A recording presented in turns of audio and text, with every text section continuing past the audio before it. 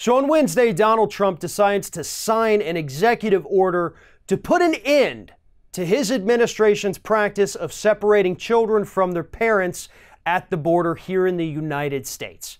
Some people praised this decision, said yes, he's finally doing the right thing, but others looked at it for what it is, a very tiny and ineffective Band-Aid for a horrible policy that the president himself created.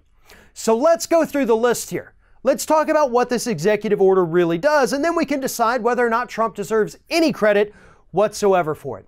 First and foremost, children are still going to be put in cages, okay? That hasn't changed, except the only difference now is that they'll probably be put into those cages with their parents. I guess that's better, but again, we're still putting human beings in cages.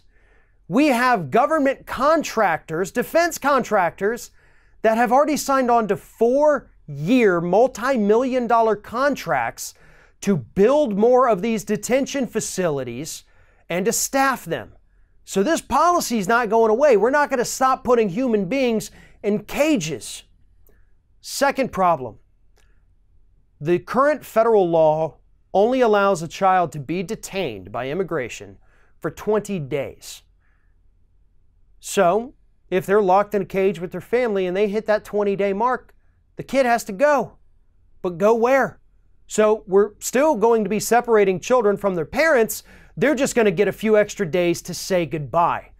And the third, and probably the most disgusting part of all of this, is that there is no intention by this administration whatsoever to reunite the kids that have already been separated from their parents. They have no plan to do that.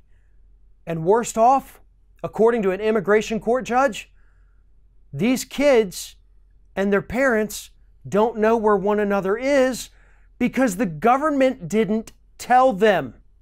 And, gets worse still, the government has already lost track of them. Some of them, hundreds of them actually.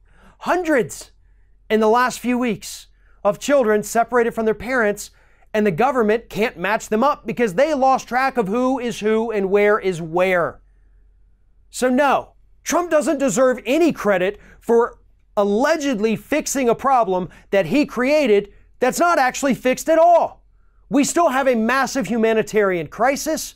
We're going to see more of this happening throughout the next few weeks, months, years, whatever it's going to be. And suddenly we're supposed to believe that it's fixed because Donald Trump, who'd been lying about it from day one, finally did what everybody'd been begging him to, even though he said he wasn't able to do that, though he finally did.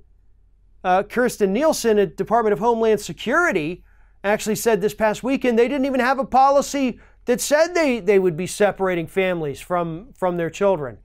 And then yesterday we find out, oh, she's drafting a rule to change that order. This administration has lied to us every step of the way on this issue, every step of the way. There is not a single thing about this that they have not lied to us about. So if you believe that they are actually going to be working on this problem and reuniting these kids with their families, then you are lying to yourself at this point. They have never been honest, they never will be honest, and they have no intention whatsoever of protecting these children and their parents. Oh, and of course, we can't forget the fact that they're still not going to let legal asylum seekers come into this country. They're still going to get locked up in cages too, even though they did do it legally, did everything by the book, but we're still going to lock them up. At least this time, they'll be locked up with their kids instead of having the government ship them off to some other state and then lose track of them completely.